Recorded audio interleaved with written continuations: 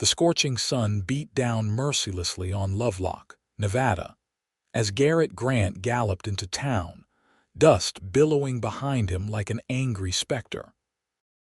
His weathered face was etched with determination, sweat streaming beneath his wide-brimmed hat as he pulled his exhausted horse to a stop outside Doc Wilson's office. The year was 1876, and the West was still wild, untamed, and unforgiving, especially to those without means or standing. Garrett dismounted with practiced ease, his spurs jingling against the wooden boardwalk as he strode toward the doctor's door. He'd ridden 20 miles after hearing from a passing traveler that Lovelock had a physician, hope blooming in his chest for the first time in days. The woman lying fevered and delirious back at his homestead needed help that the doctor in Silver Springs had cruelly denied her. "Doc Wilson," Garrett called, pounding on the door with an urgency that turned heads up and down the main street. "I need your help, sir. It's an emergency." The door swung open to reveal a middle-aged man with spectacles perched on his nose and a scowl that could curdle milk. "What's all this commotion? I was just sitting down to lunch." Garrett removed his hat, clutching it against his chest. "Forgive me, Doc, but there's a woman dying at my homestead. Fever, infection from a wound. The doctor in Silver Springs refused to treat her because," he paused, swallowing hard, "because she's a former dance hall girl, said she wasn't worth his time." Doc Wilson's face hardened. "And who might you be, stranger?" Garrett Grant. "I've got a small ranch about 20 miles east. The woman, she collapsed near my property 3 days ago. Name's Grace Prescott. She needs help, Doc. I'll pay whatever you ask." The doctor's eyes narrowed. "A dance hall girl, you say?" "What's she to you?" Garrett straightened his spine. "A human being deserving of care, sir, nothing more." Doc Wilson stepped back into his office, reaching for his hat. "Well, I'm afraid I must disappoint you, Mr. Grant. I don't treat her kind either." Moral failings lead to physical ones, as they say. Perhaps try prayer instead of medicine. White-hot anger flashed through Garrett as the doctor attempted to close the door. He jammed his boot in the opening, leaning closer. "A woman is dying, and you're talking about moral failings. What kind of doctor are you?" "The kind who knows his place in society," Wilson sneered. "Now remove your foot before I call the sheriff." Garrett reluctantly withdrew, watching as the door slammed in his face. For a moment he stood there, fists clenched in rage and desperation. Grace was growing weaker by the hour, her wound festering despite his best efforts to clean and dress it. She'd been conscious enough when he found her to tell him her name, and that she'd been attacked on the road by men who recognized her from her days working at the Silver Dollar in Virginia City. She'd been trying to reach her sister in Carson City, hoping for a fresh start. Now, that fresh start seemed increasingly unlikely. Unless Garrett turned on his heel, marching toward the town's small general store. Inside, he found an elderly shopkeeper arranging canned goods on a shelf.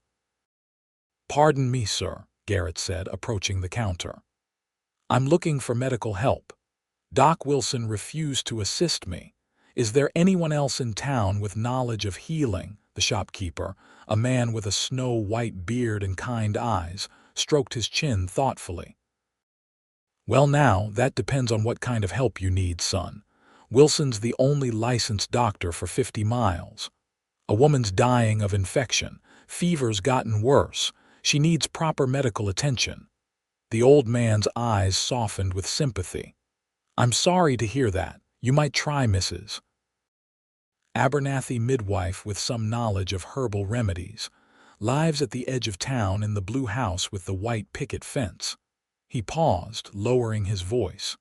"There's also Dr. Gabriel Parker, trained back east at a proper medical school, but—" He trailed off, hesitant. "But what?" Garrett pressed, hope flickering to life. The man's half Mexican. His mother was from Sonora, Town council refused to grant him permission to practice here officially. Works as the blacksmith now, but folks say he's helped quite a few people on the quiet. Good man, from what I hear." Garrett nodded gratefully. "Thank you, sir. Where might I find this Dr. Parker?" "Smithy's at the south end of town. Can't miss it." With a tip of his hat, Garrett hurried out, striding purposefully toward the blacksmith shop. The rhythmic clanging of metal on metal grew louder as he approached, and the smell of hot iron and coal filled the air. Inside the open-fronted shop, a tall man with broad shoulders was hammering a glowing horseshoe, his olive-complexioned face shiny with sweat. "Dr. Parker." Garrett called over the noise. The blacksmith paused mid-swing, turning toward the voice. He was younger than Garrett had expected, perhaps 30, with intelligent eyes that assessed the newcomer carefully. "Haven't been called that in some time," he replied, setting down his hammer. "It's just Gabriel these days, or Parker if you prefer." His English was perfect, with only the slightest hint of an accent. "What can I do for you?" Garrett stepped closer, lowering his voice despite the empty street behind him. "I hear you're a trained physician." "I need your help. A woman's dying, and Doc Wilson refused to treat her." Gabriel's expression darkened. "Wilson's refusal doesn't surprise me. What's wrong with the woman?" Knife wound to her side. "It's infected. High fever, delirium. She was attacked on the road." Garrett swallowed hard. "She's a former dance hall girl trying to start fresh. The doctor in Silver Springs wouldn't touch her, said she wasn't worth saving." Gabriel wiped his hands on a rag, his jaw tightening. "And what's your interest in this woman, Mr. Grant?" "Garrett Grant." "And my interest is simple humanity, sir. I found her collapsed near my homestead 3 days ago. I've done what I can, but—" He spread his hands helplessly. "I'm a rancher, not a healer." For a long moment, Gabriel studied him, as if searching for deception. Then, with a decisive nod, he moved toward the back of the shop. "Wait here." He disappeared through a door, returning moments later with a worn leather medical bag. "I'll need to gather some supplies from my home. It'll take about an hour. Where is she?" Relief washed over Garrett like cool rain. "My ranch, 20 miles east. Small place, white house with a red barn." Gabriel nodded. "I know the area. I'll meet you there. Ride ahead. I don't want to waste time." "I can pay," Garrett insisted, reaching for his money pouch. The former doctor waved him off. "We'll discuss that later. Go." Every minute counts with infection. Gratitude surged through Garrett. "Thank you, Dr. Parker. I won't forget this." "Gabriel," he corrected. "And don't thank me yet. I haven't saved her." Garrett mounted his horse, spurring the tired animal into a gallop. The sun was beginning its westward descent as he tore out of Lovelock, praying he wasn't returning with help too late. The ride back to his homestead was a blur of dust and anxiety. His horse, sensing the urgency, gave what strength it had left, foaming at the mouth by the time they arrived. Garrett slid from the saddle outside his modest home, rushing inside to check on Grace. She lay where he'd left her on his bed, her golden hair spread across his pillow, face flushed with fever. Her breathing was shallow, labored. Gently, he placed a hand on her forehead, grimacing at the heat radiating from her skin. "Hold on, Grace," he murmured, refreshing the cloth on her forehead with cool water from the basin. "Help is coming." Her eyelids fluttered, revealing fever-bright blue eyes that struggled to focus. "Water," she whispered, her voice a raspy shadow. Garrett helped her sip from a tin cup, supporting her head. "A doctor's on his way, a real one who'll help you." A ghost of a smile touched her cracked lips. "Why?" The single word held confusion, disbelief, and the weight of past betrayals. "Because you deserve to live," he answered simply, not yet understanding why this stranger's fate mattered so deeply to him. She drifted back into unconsciousness, her breathing growing more labored. Garrett paced the small cabin, occasionally checking the window for any sign of Gabriel. The sun was sinking toward the horizon when he finally spotted a cloud of dust approaching. Relief flooded through him as he recognized the rider pushing his horse at a gallop. Gabriel dismounted before his horse had fully stopped, grabbing his medical bag and a satchel of supplies.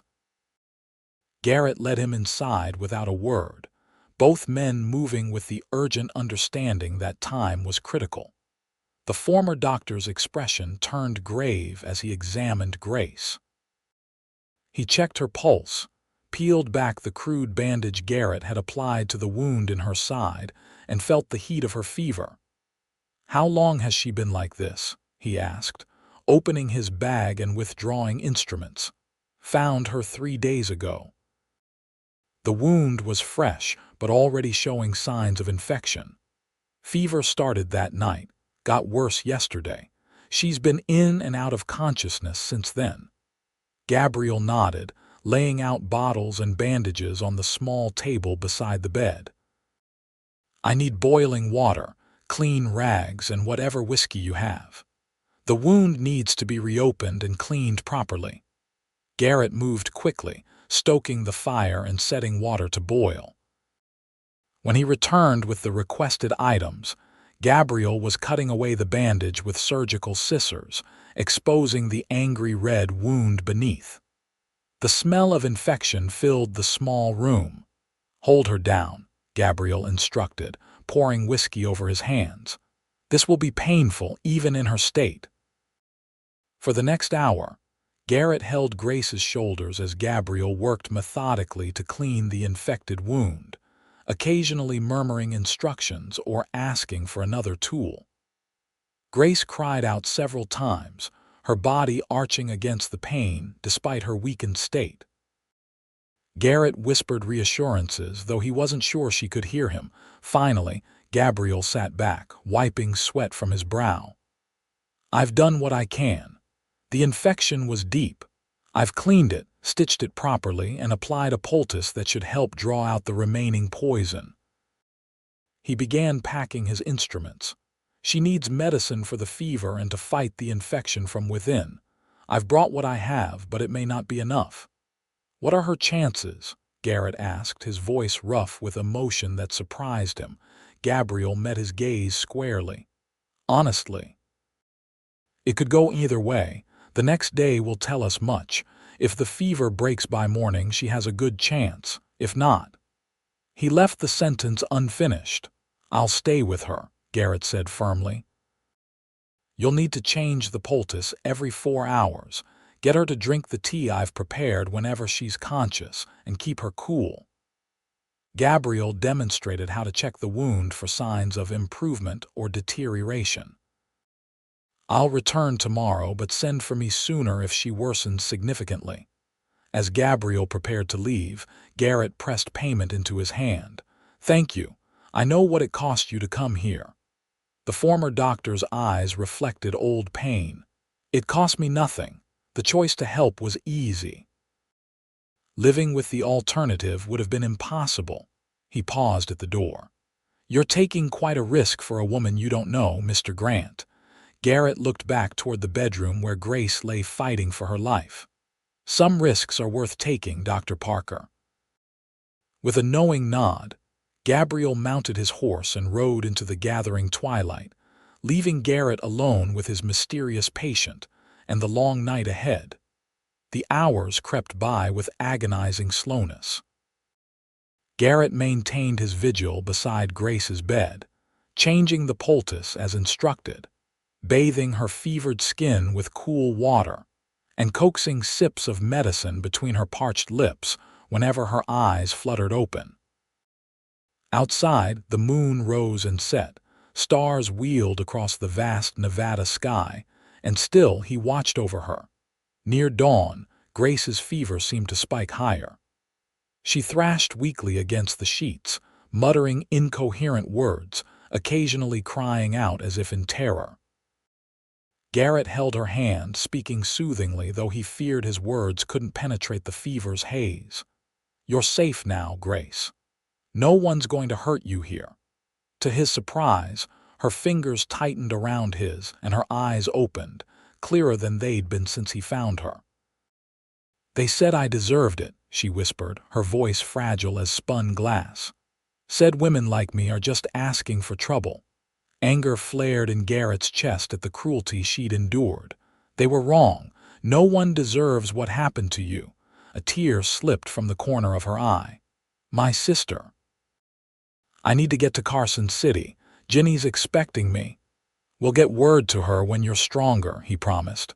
"Rest now." She seemed to sink deeper into the pillow, her grip on his hand loosening.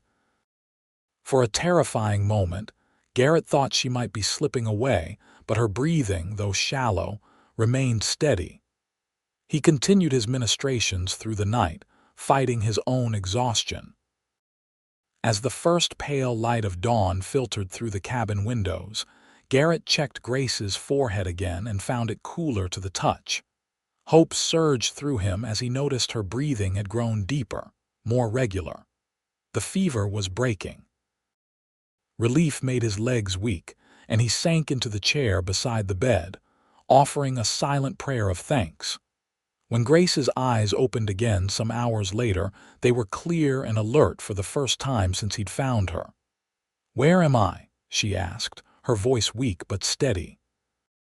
"My ranch about 20 miles east of Lovelock," Garrett replied, helping her sip some water. "I found you collapsed near my property 4 days ago.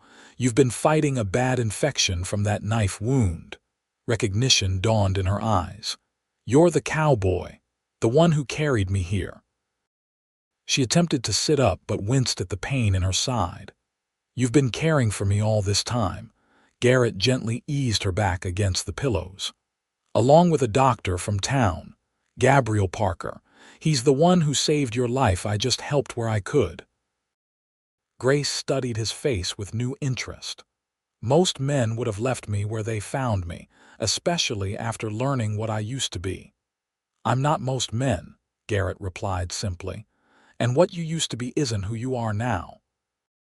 A tentative smile touched her lips, transforming her face despite the pallor of illness. "Thank you, Mr. Garrett. Garrett Grant." "Thank you, Garrett. I'm Grace Prescott." "I know," he smiled. "You told me when I found you before the fever took hold.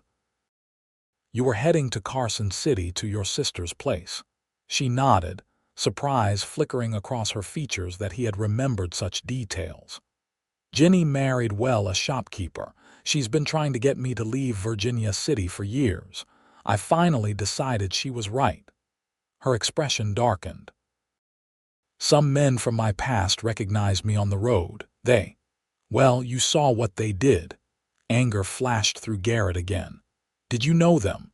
Could you identify them?" Grace shook her head wearily. "Former customers at the Silver Dollar.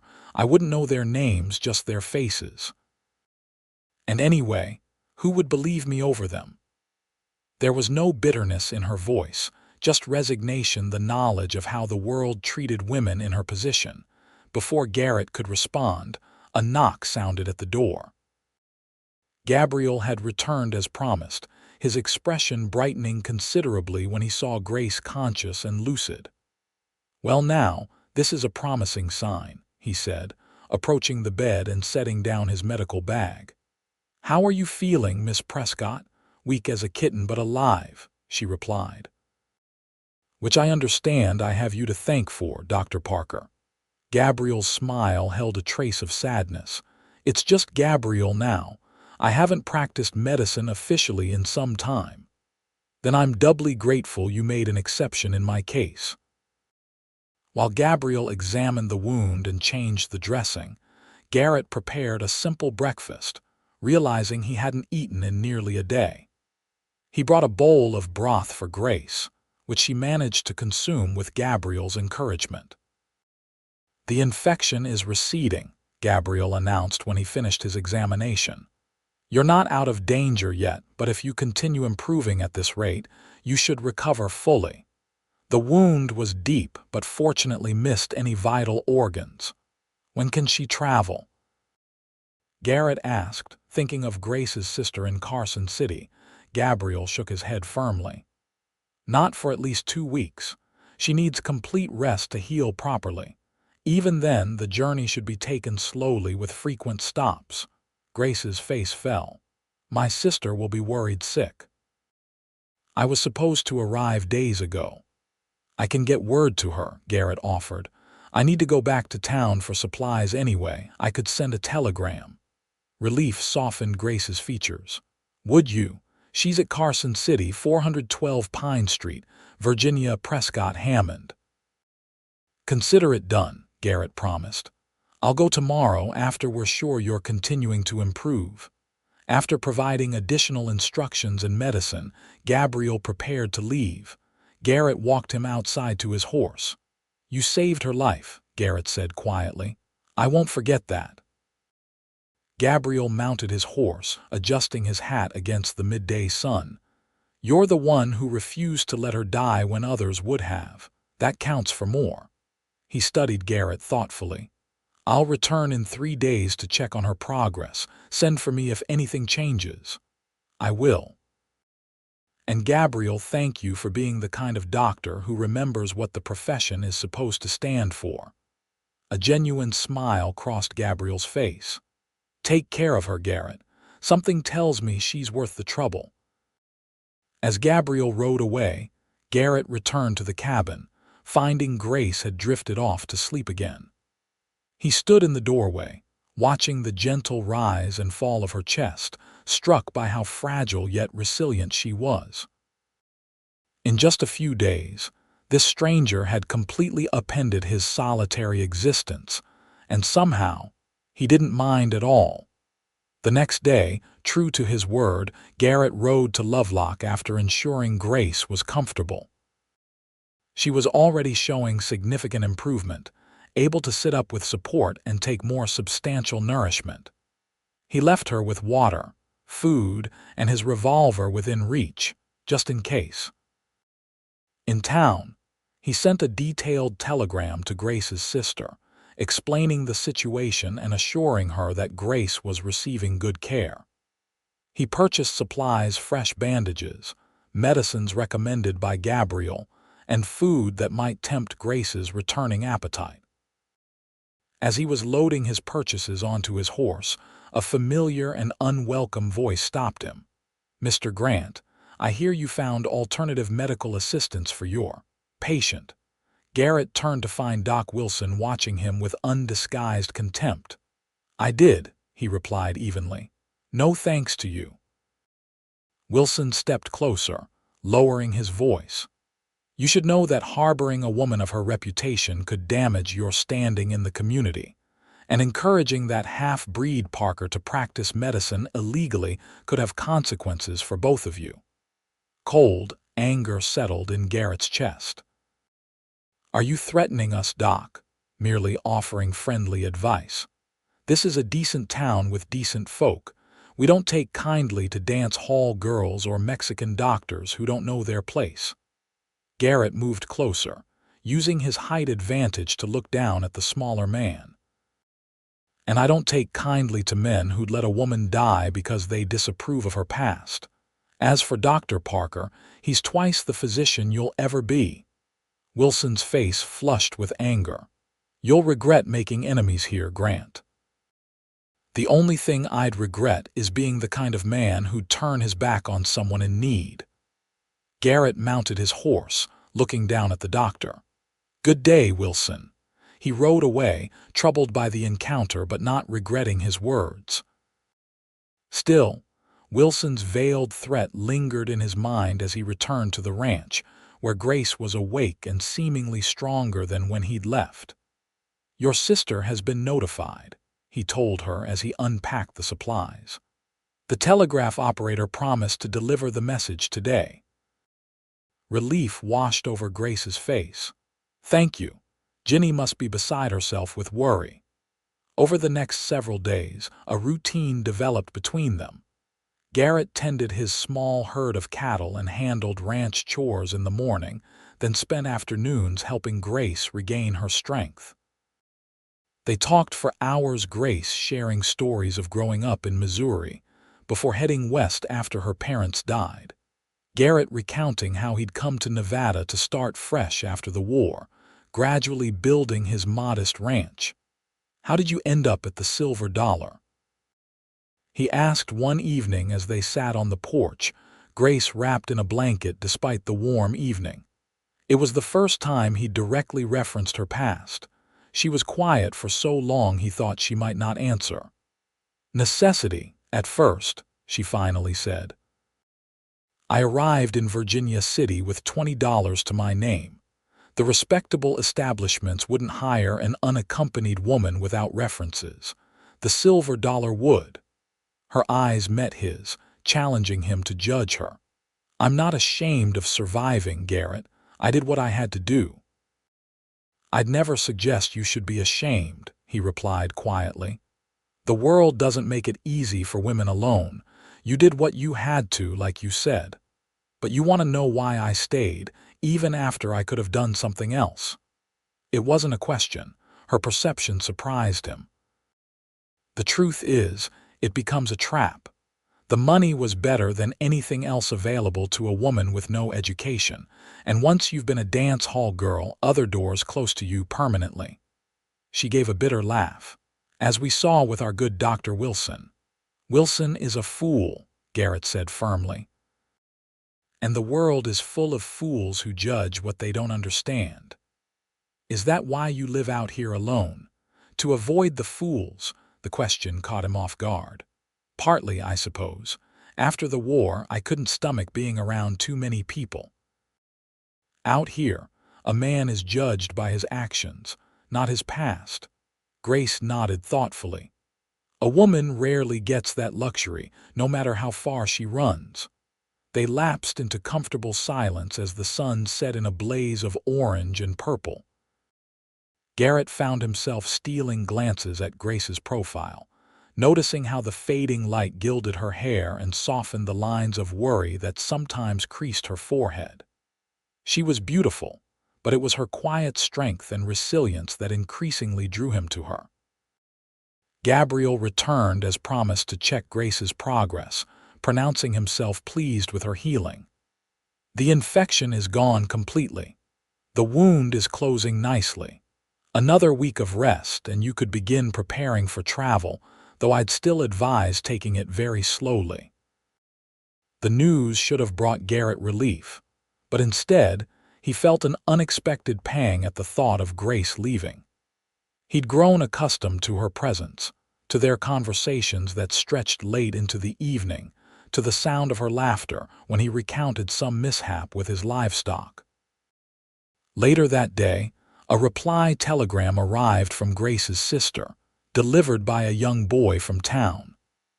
Garrett paid the lad and brought the message to Grace, who was sitting up in bed, her golden hair loose around her shoulders. She read it quickly, her expression brightening. "Ginny's relieved I'm safe.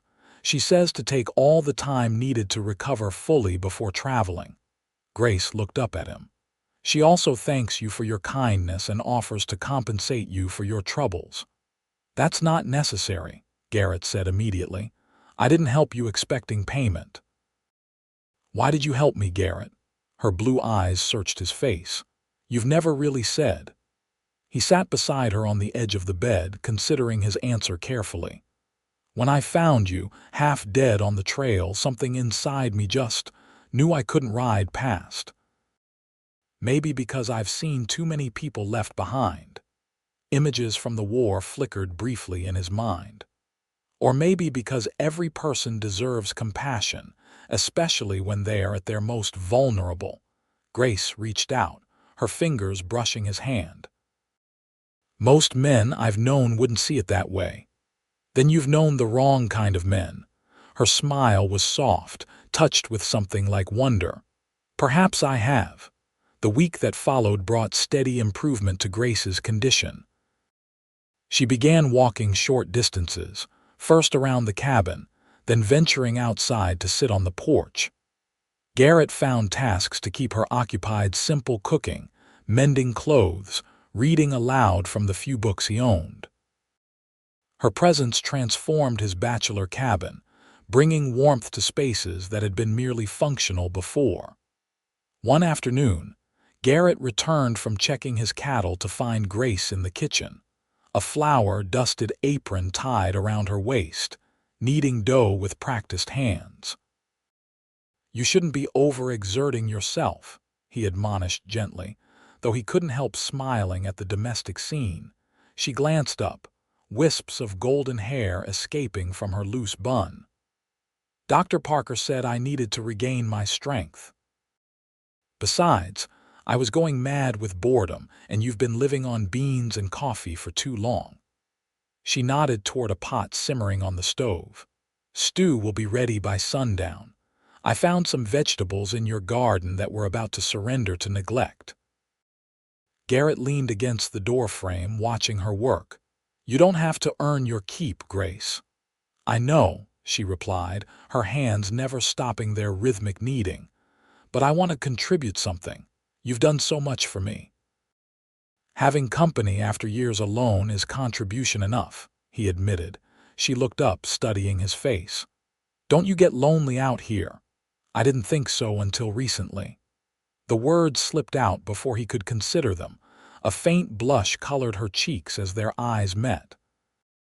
Neither spoke for a moment, the implication hanging in the air between them. Finally, Grace turned back to her dough. "Well, at least tonight you'll have fresh bread with your company." That evening they shared the best meal Garrett had eaten in years. The stew was flavorful, the bread still warm from the oven. They ate at his small table, talking easily about inconsequential things, the behavior of his most stubborn cow, the changing weather, a funny story from Grace's childhood in Missouri. "My father was the town doctor," she revealed, surprising him.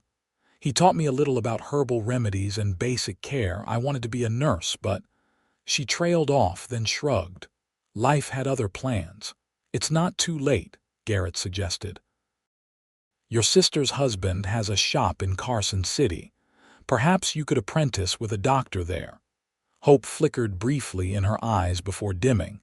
"Who would take on a former dance hall girl as a nurse? I'd need references, credentials. Gabriel might help. He values skill over social standing." She considered this, twisting a strand of hair around her finger thoughtfully. "Perhaps. It's a nice dream anyway." After dinner, they sat on the porch as had become their custom, watching stars appear in the darkening sky. The night was warm, crickets chirping in the tall grass surrounding the cabin. Grace had brought a blanket despite the mild temperature, still prone to chills as her body recovered. "I should be ready to travel to Carson City soon," she said quietly, breaking a comfortable silence. Garrett felt that same unexpected pang. "There's no rush. You're welcome to stay as long as you need. I've imposed on your kindness long enough."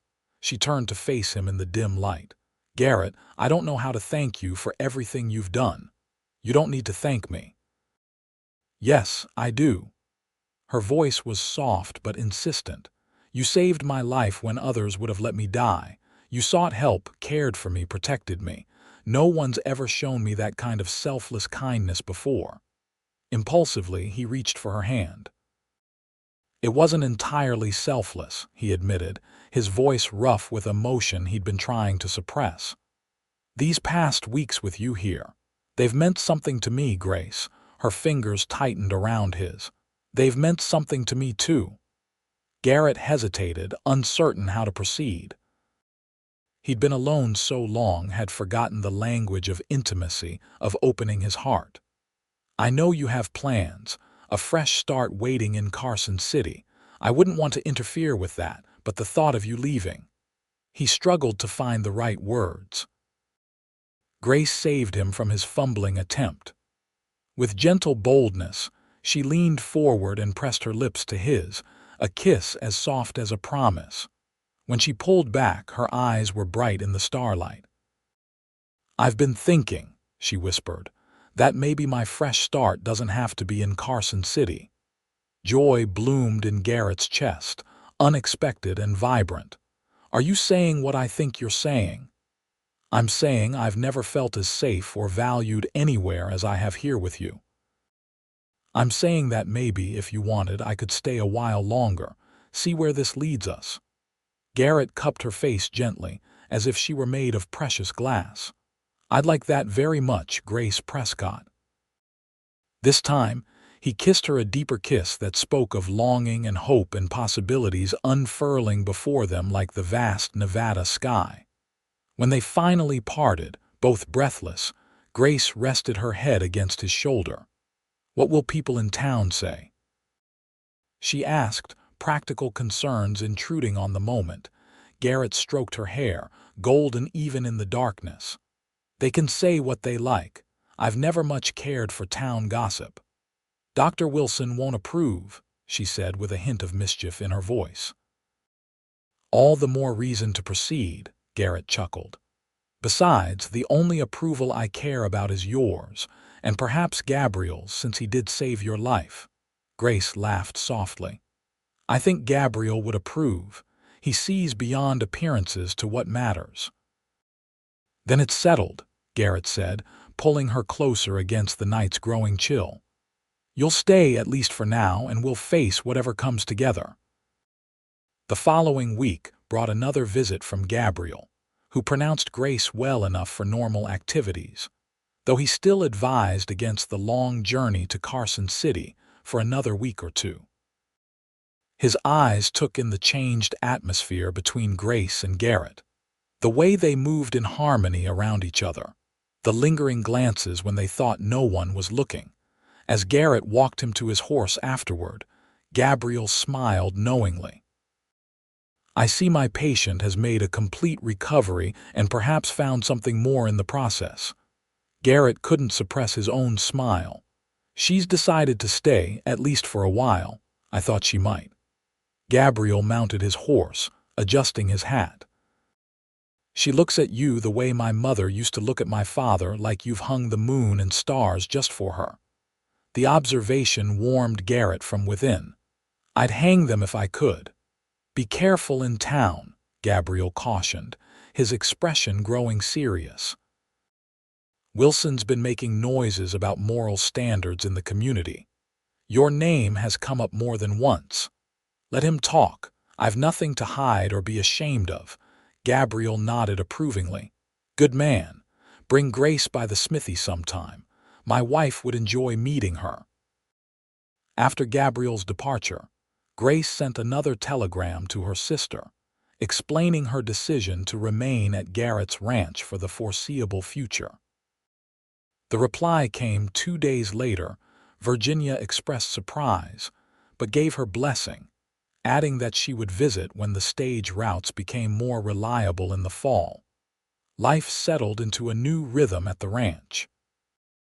Grace, fully recovered, took over management of the household, bringing order and comfort to spaces that had been merely functional before.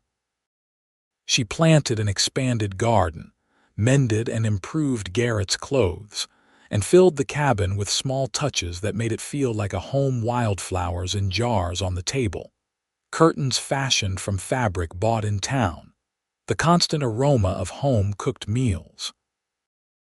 Garrett, for his part, found himself working with renewed purpose. The ranch had always been simply his livelihood, a means of quiet survival. Now, with Grace's presence, it became something more, a future they were building together, each improvement made with both of them in mind.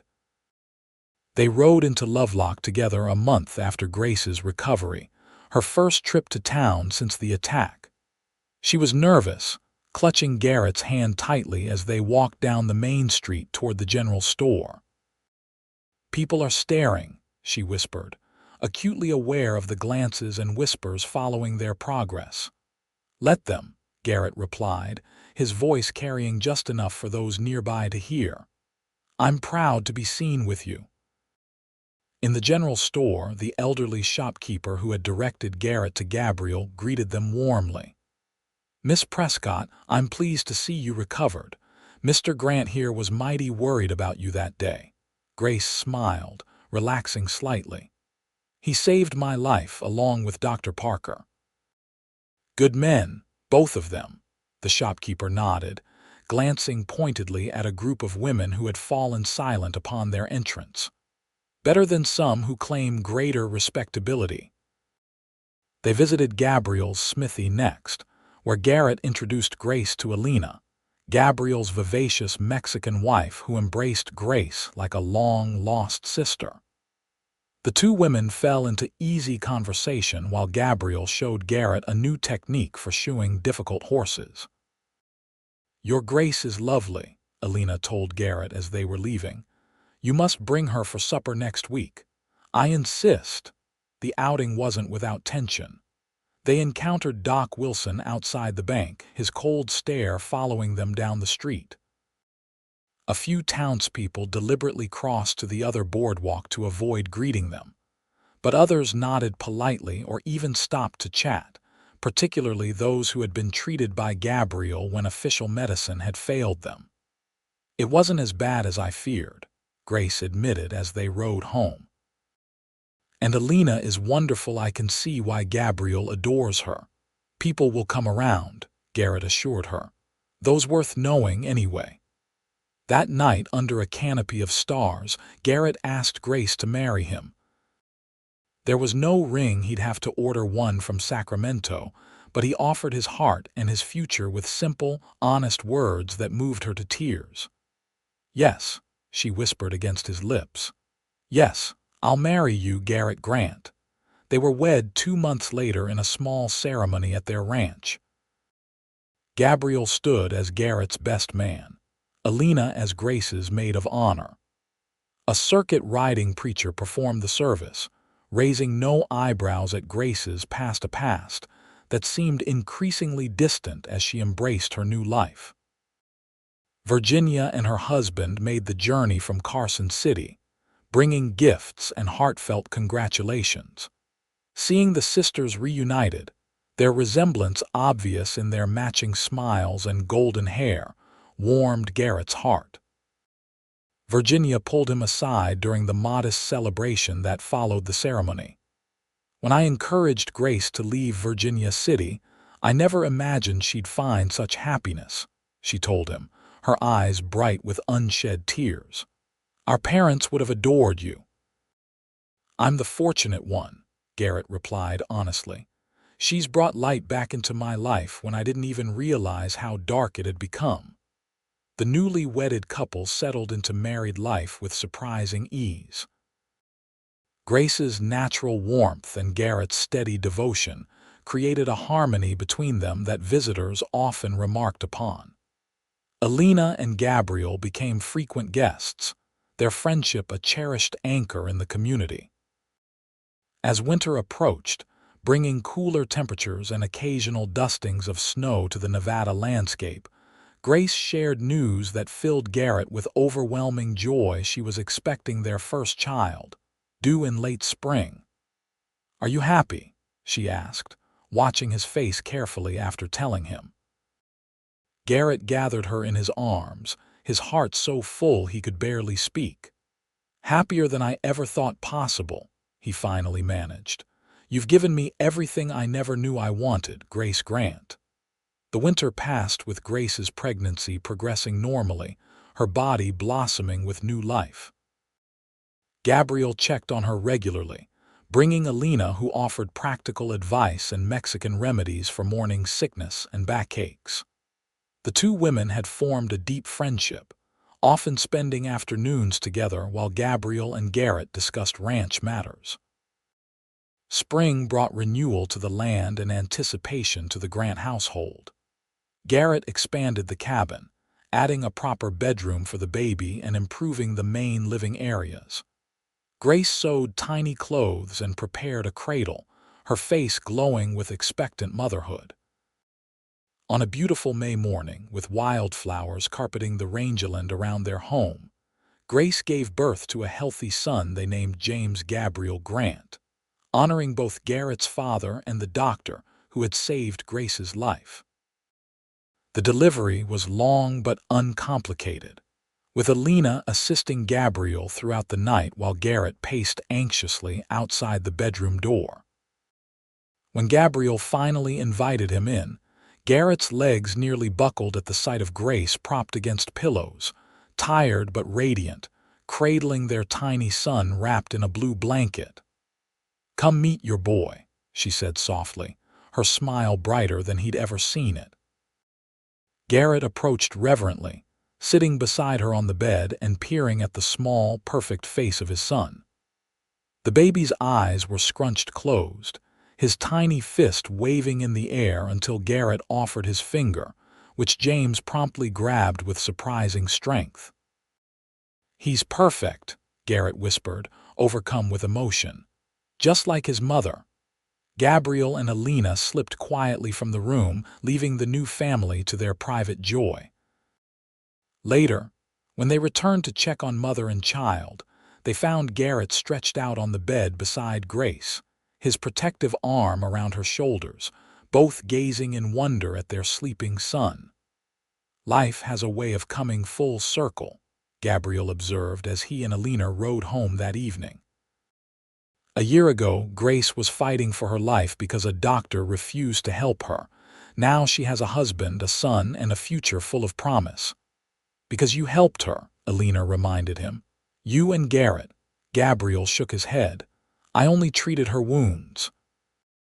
Garrett gave her something far more valuable. He gave her back her dignity, her worth.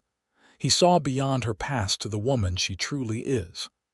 "And she gave him a family," Alina added softly, "something he never thought he'd have." As summer bloomed across the Nevada landscape, life at the Grant Ranch settled into a new rhythm centered around baby James. Grace proved a natural mother, patient and loving, while Garrett discovered unexpected joy in fatherhood. He would often carry James in a sling across his chest while tending to ranch chores, pointing out cattle and horses to his infant son as if the boy could understand every word. Their circle of friends expanded gradually. Alina introduced Grace to other Mexican families in the area, women who accepted her without judgment and taught her their recipes and traditions. Several of Gabriel's patients, grateful for his care when Doc Wilson had turned them away, became regular visitors to the ranch. Even some townspeople who had initially snubbed them began to soften, particularly after seeing the devoted family they had become. The elderly shopkeeper and his wife brought a handmade quilt for James. The telegraph operator and his family attended a small gathering to celebrate the baby's baptism. Doc Wilson remained coldly distant, but his influence in the community had waned as Gabriel's reputation as a skilled healer grew. More and more residents sought Gabriel's help, first secretly, then openly, impressed by his modern training and compassionate approach. One autumn afternoon, as Grace sat on the porch nursing James while Garrett mended a fence within view of the house, a cloud of dust announced approaching riders.